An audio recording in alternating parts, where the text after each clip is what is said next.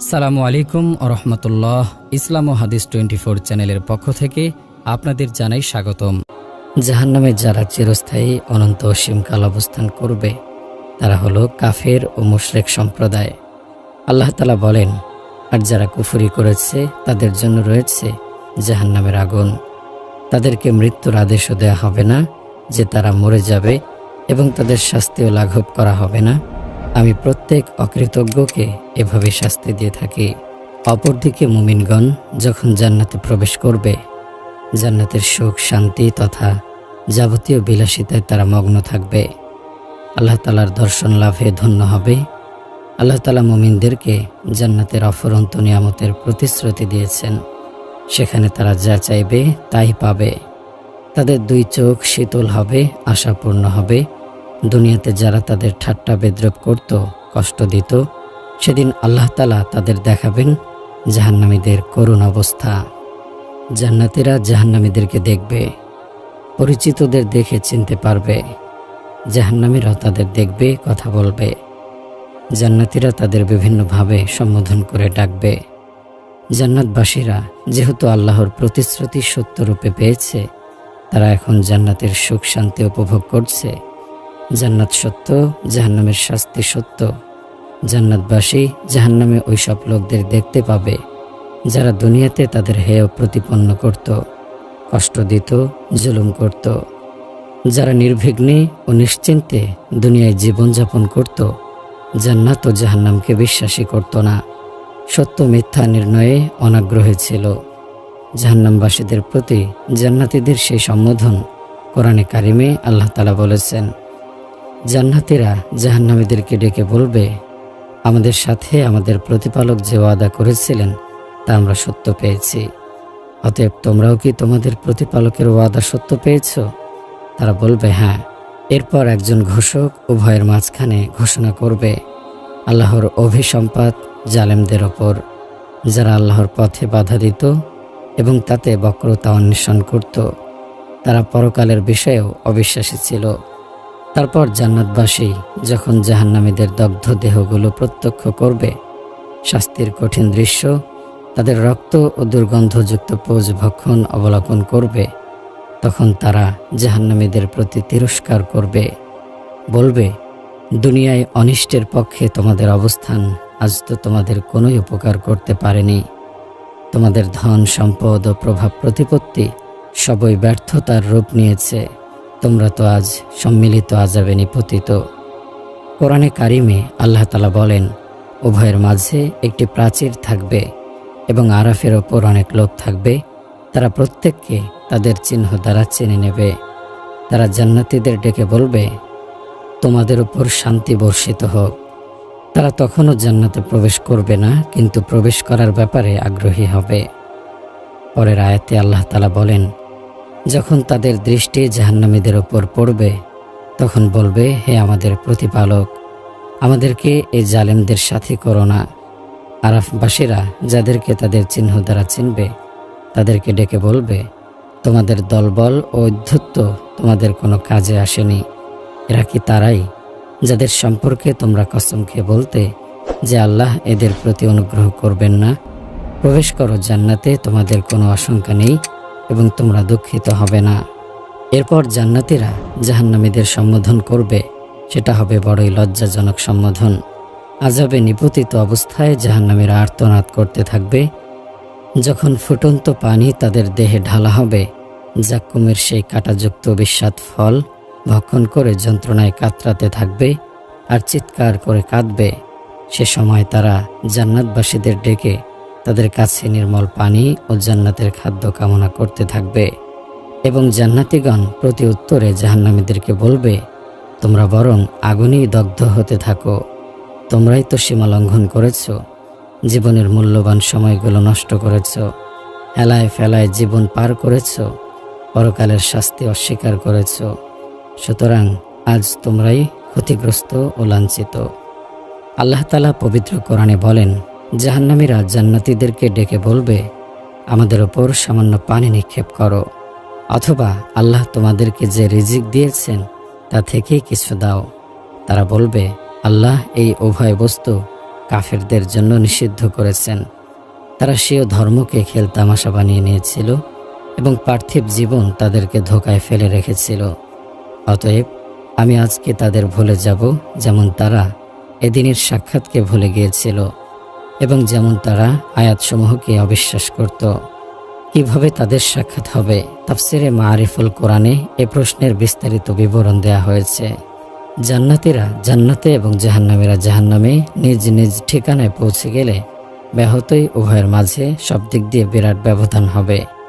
কিন্তু এতদ সত্ত্বেও কোরআনে কারিমের অনেক আয়াত সাক্ষ্য দেয় যে উভয় স্থানের মাঝখানে এমন কিছু রাস্তা থাকবে যার ফলে একে অপরকে দেখতে পারবে এবং পরস্পরের মধ্যে কথাবার্তা ও প্রশ্নোত্তর হবে। সূরা সাফফাতে দুই ব্যক্তির কথাবার্তা বিস্তারিতভাবে উল্লেখ করা হয়েছে। তারা দুনিয়াতে একে অপরের সঙ্গে ছিল, কিন্তু একজন ছিল মুমিন, অপরজন ছিল কাফের। পরকালে যখন মুমিন জান্নাতে এবং কাফের জাহান্নামে চলে যাবে, তখন তারা একে অপরকে দেখবে এবং কথাবার্তা বলবে। বলা হয়েছে, জান্নাতীর সাথে ওকে দিয়ে জাহান্নামের সাথীকে দেখবে এবং তাকে জাহান্নামের মধ্যস্থলে পতিত পাবে। সে বলবে, হতভাগা, তোর ইচ্ছা ছিল আমিও তোর মতো বরবাদ হয়ে যাই। যদি মহান রাব্বুল আলামিনের কৃপা না হতো, তবে আমিও তোর সাথে জাহান্নামে পড়ে থাকতাম। তুই আমাকে বলতি যে মৃত্যুর পর কোনো জীবন, কোনো হিসাব কিতাব বা কোনো আযাব হবে না। এখন দেখলে এসব কি হচ্ছে? উল্লেখিত আয়াতসমূহ ও পরবর্তী প্রায় এক রুকু পর্যন্ত এ ধরনের কথাবার্তা ও প্রশ্নোত্তর বর্ণিত হয়েছে, যা জান্নাতি ও জাহান্নামের মধ্যে হবে। জান্নাত ও জাহান্নামের মাঝখানে একে অপরকে দেখা ও কথাবার্তা বলার পথ প্রকৃতপক্ষে জাহান্নামীদের জন্য এক ধরনের আযাব হবে। চারদিক থেকে তাদের প্রতি অভিসম্পাদ বর্ষিত হবে। জান্নাতীদের অফুরন্ত নিয়ামত ও সুখভোগের উপকরণ দেখে জাহান্নামীরা আগুনের শাস্তির সাথে সাথে অনুতাপের আগুনেও তারা দগ্ধ হবে। অপরদিকে জান্নাতীদের নিয়ামত ও সুখে এক নতুন মাত্রা সংযোজন হবে, কেননা প্রতিপক্ষের বিপদ দেখে নিজ সুখ ও নিয়ামতের মূল্য বেড়ে যায়। যারা দুনিয়াতে ধার্মিকদের প্রতি বিদ্রূপ ও হাসি ঠাট্টা করত এবং তারা কোনরূপ প্রতিশোধ নিত না, ধৈর্য ধরত, আজ মজলুমরা জালেমদেরকে অপমানিত ও লাঞ্ছিত অবস্থায় আযাবে পতিত দেখে তারা হাসবে যে তাদের কৃতকর্মের প্রতিফল তারা পেয়ে গেছে। কোরআনে কারিমে আল্লাহ তাআলা বলেন, ইন্নাল্লাযীনা আজরামু কানু মিনাল্লাযীনা আমানু ইয়াদহাকুন ওয়া ইযা মাররু বিহিম ইয়াতাগামাজুন ওয়া ইযা ইনকালাবু ইলা আহলিহিম ইনকালাবু ফাকিহিন ওয়া ইযা রাআউহুম ক্বালু ইন্না হাউলাঈ লাদাল্লুন ওমা উরসিলু আলাইহিম হাফিজিন ফালইয়াউমাল্লাযীনা আমানু মিনাল কুফফারি ইয়াদহাকুন আলাল আরাইকি ইয়ানজুরুন হাল সুবিবাল কুফফারু মা কানু ইয়াফআলুন। যারা অপরাধী তারা বিশ্বাসীদেরকে উপহাস করত এবং তারা যখন তাদের কাছ দিয়ে গমন করত তখন পরস্পরের চোখ টিপে ইশারা করত। তারা যখন তাদের পরিবার পরিজনের কাছে ফিরত তখনও হাসাহাসি করে ফিরত। আর যখন তারা বিশ্বাসীদেরকে দেখত তখন বলতো, নিশ্চয়ই এরা বিভ্রান্ত। অথচ তারা বিশ্বাসীদের তত্ত্বাবধায়ক রূপে প্রেরিত হয়নি। আর যারা বিশ্বাসী তারা কাফেরদেরকে উপহাস করছে, সিংহাসনে বসে তাদেরকে অবলোকন করছে।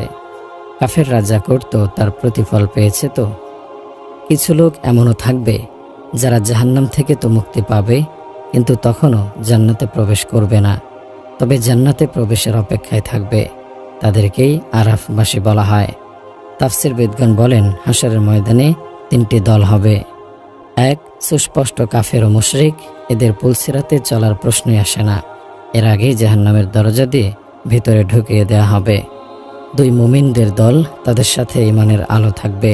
তিন, মুনাফিকদের দল, এরা দুনিয়াতে মুমিনদের সাথে লাগা থাকত, সেখানেও প্রথম দিকে মুমিনদের সাথে লাগা থাকবে এবং পুলসিরাতে চলতে শুরু করবে। তখন একটি ভীষণ অন্ধকার সবাইকে ঘিরে ফেলবে। মুমিনরা ঈমানের আলোর সাহায্যে সামনে এগিয়ে যাবে, মুনাফিকরা ডেকে ডেকে তাদেরকে বলবে, একটু আসো, আমরাও তোমাদের আলো দ্বারা উপকৃত হই। তখন আল্লাহর পক্ষ থেকে কোনো ফেরেশতা বলবেন, পেছনে ফিরে যাও এবং সেখানে আলো তালাশ করো। বস্তুত এ আলো ঈমান ও সৎকর্মের। এ আলো মুনাফিকরা পাবে না, প্রকৃত ঈমানদার তারা ছিল না। তাই সে আলো থেকে তারা কোনোভাবেই উপকৃত হতে পারবে না। এমতো অবস্থায় মুমিন ও মুনাফিকদের মাঝে একটি প্রাচীর বেষ্টনী দাঁড় করিয়ে দেওয়া হবে। মুনাফিকরা অন্ধকারে পুলসিরাত পার হতে গিয়ে নিচের উত্তপ্ত আগুনে পড়ে জ্বলতে থাকবে। ভেতরে মুমিনরা থাকবে, তাদের সামনে আল্লাহর রহমত এবং জান্নাতের মনোরম পরিবেশ বিরাজ করবে। এখানে তাফসীরবিদগণের মতে জান্নাত ও জাহান্নামের মধ্যবর্তী প্রাচীর বেষ্টনীর উপরিভাগকে আরাফ বলা হয়। প্রিয় ভাই ও বোন আমার, আসুন জীবনের কৃতকর্মগুলোর হিসাব নেই। সময় তো চলে যাচ্ছে, তাওবার সময় হয়তো পাবেন না।